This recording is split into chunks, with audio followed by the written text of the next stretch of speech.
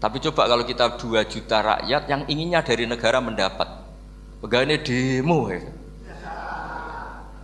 Nah ini ajarannya Nabi yang luar biasa. Dulu Nabi itu bisa mendidik orang miskin pun bermental memberi.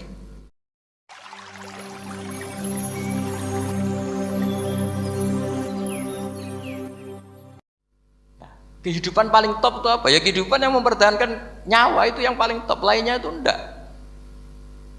Karena mempertahankan nyawa ini super penting dan orang miskin bisa.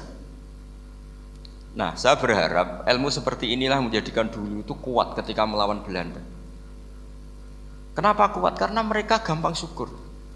Barokahnya gampang syukur itu selesai dengan dirinya sendiri. Kalau bahasa intelektualnya itu, orang kalau sudah selesai dengan dirinya sendiri bisa berpikir memanfaati pada orang lain. Nah, dulu orang-orang miskin ketika era sahabat, termasuk era para ulama yang mendidik para umatnya, itu selesai dengan dirinya sendiri. Nah sekarang banyak orang miskin juga termasuk orang kaya, bahkan belum selesai dengan dirinya. Wah itu angel, ngajak jihad angel, karena dengan dirinya saja belum selesai. Maka masyhur itu kan ketika perang Tabuk, ada orang datang, kira-kira kalau Indonesia pakai beras 4 kilo, ya Rasulullah yang 2 kilo tak kasihkan keluarga kami supaya bisa makan, yang 2 kilo tak kasihkan jenengan untuk biaya perang. Perang Tabuk itu perang tersulit, disebut perang Dhatil Usra. Sekarang hitung saja, ini coba dihitung, mungkin yang bagian kasir tahu. Kalau 2 kilo kali 3.000, umat Islam pas itu sekitar hampir 3.000, itu sudah 6.000 kilo. 6.000 kilo itu artinya apa? Orang miskin ketika perang membiayai dirinya sendiri, itu satu. Kedua, dengan mental memberi, orang ini tidak tamak. Barokahnya tidak tamak, tidak nyalahkan yang kaya. Efek dari itu apa ketika perang Tabuk? Sumbangan dari Sayyidina Utsman yang jumlahnya besar sekali, yaitu diantaranya 1.000 dinar. 1 dinar kira-kira 4,25 gram, berarti sekitar 4.000 gram. Itu bisa diberikan alat perang. Sumbangan dari Abu Bakar juga bisa dipakai beli kuda untuk perang. Nah bayangkan kalau kebutuhan orang miskin ini untuk makan itu nggak mau urun. Wah saya miskin, nggak perlu urun, saya miskin dipakai alasan terus. Maka jumlah 3.000 ini akan mengurangi anggaran untuk belanja peralatan perang karena untuk konsumsi orang miskin. Udah gitu kadang mangane tanduk itu kan repot. Wes miskin mangane tanduk, nak antri mo kan ribet. Artinya apa? Perang ini tidak fokus karena ngurusi konsumsi untuk orang-orang miskin. Nah, dulu zaman Nabi orang miskin pun semuanya heroik. Mereka dibantu gak mau, inginnya bantu. Sampai dicibir sama orang munafik. Apa gunanya sedekah 2 kilo? Perang ini perang besar antar negara. Pas itu mau perang melawan Romawi. Sampai orang munafik bilang alladzina almizuna almuttawwiina minal mu'minina fis sadaqati walladzina la yajiduna illa juhdahum faskharuna minhum. Orang-orang munafik digambarkan Allah orang-orang yang mencibir sedekah kecil. Wong untuk perang besar kok sedekahnya hanya 2 kilo. Tapi yang mahal bukan 2 kilonya. Kalau ada 1 juta orang miskin menyumbang negara 20.000, itu artinya apa? Kita punya rakyat yang inginnya hubungannya dengan negara memberi. Tapi coba kalau kita 2 juta rakyat yang inginnya dari negara mendapat, pegawainya demo ya. Nah ini ajarannya Nabi yang luar biasa. Dulu Nabi itu bisa mendidik orang miskin pun bermental memberi. Nah barokahnya bermental mandiri ini mereka selesai dengan dirinya sendiri. Coba kalau mereka tidak bawa makanan sendiri ketika perang, mungkin kuda yang untuk perang, terus mereka berpikir, bu ini saja disembelih supaya kita bisa makan. Ribet kan? Ngapain beli senjata yang mutakhir, makan saja nggak bisa. Tapi barokahnya mereka urun sendiri. Mereka selesai dengan dirinya sendiri. Ini hebatnya didikannya Rasulullah Shallallahu Alaihi Wasallam. Lalu dulu Mbah Hashim dan kawan-kawan itu berhasil mendidik seperti itu. Santri yang miskin-miskin itu kalau ngaturi kiai duwene telo dikekno telo. Duwene wi ya dikekno wi. Sehingga kiai sing wis mapan-mapan, misalnya kados kula wonten kan mun setengah mapan. Ya akhirnya ya iso mangan wi. Jebule wi ku ya enak. Santri ya seneng mergo kiai ini seneng pancen wis suwi mangan pizza misalnya. Nah, tapi nak sing melarat terus aku melarat kiai tak kei wi mosok doyan. Wis melarat medhit di alasan kan ribet kan. Ini yang perlu dihilangkan. Medhit kok berargumentasi. Tapi yang mahal itu bukan winya, mental memberi. Orang itu kalau mentalnya memberi itu berarti selesai dengan dirinya. Tapi kalau tidak bermental memberi pasti tamak. Dan tamak itu mesti menghakimi orang lain. Maka dalam kitab hikam diterangkan penyakit terberat itu tamak. Kenapa?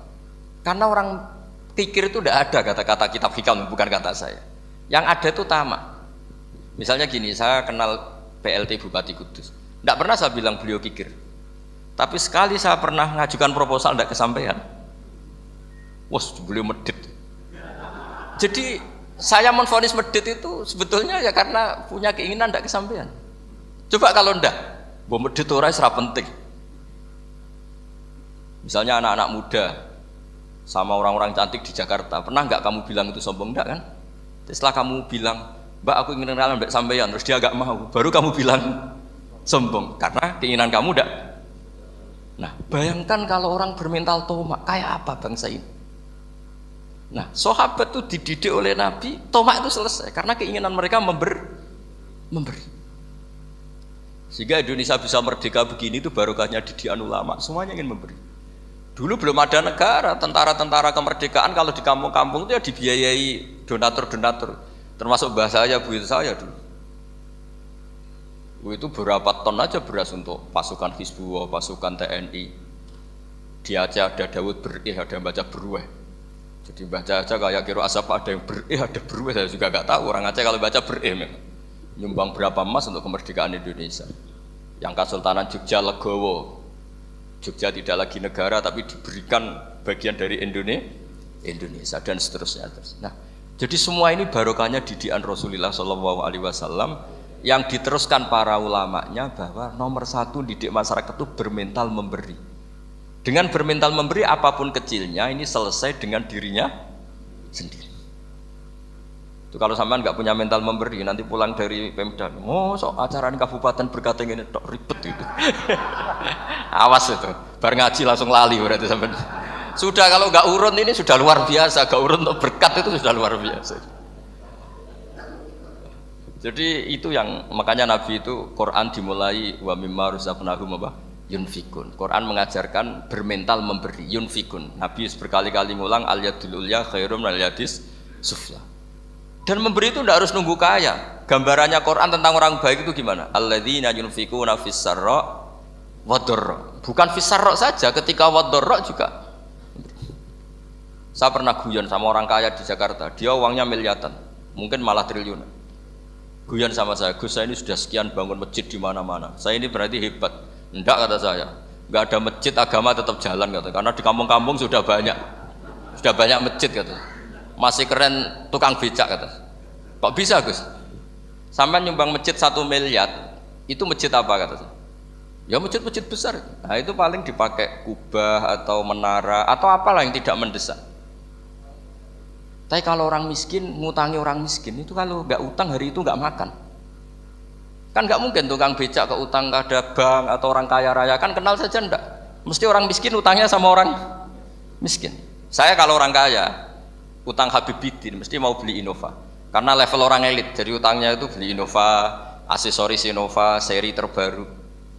Tapi kalau orang miskin sama orang miskin utangnya itu beras untuk nyawa ya. Artinya apa? Kalau saya diutangi Habibidin untuk beli Innova itu ganjarannya itu sekunder. Tapi kalau sesama orang miskin itu ganjarannya primer. Keren mana? Hutang-hutangannya orang miskin sama orang kaya. Satu menyelamatkan nyawa, satu menyelamatkan citra. Dia baru sadar, ternyata orang miskin lebih hebat ketimbang saya, lebih hebat tapi tidak usah ditiru kata saya. Cuma dia menjadi tidak sombong sekian miliar yang disumbangkan ke masjid karena dia menjadi tahu ternyata itu tidak banget. Nah kecuali masjid-masjid yang kamu nyumbang memang masjid perintis di daerah-daerah yang belum ada masjid. Kalau masjid-masjid besar itu kan kadang kebutuhannya sudah selera bukan pokok. Tidak saya ini cerita ya, jadi supaya orang tahu.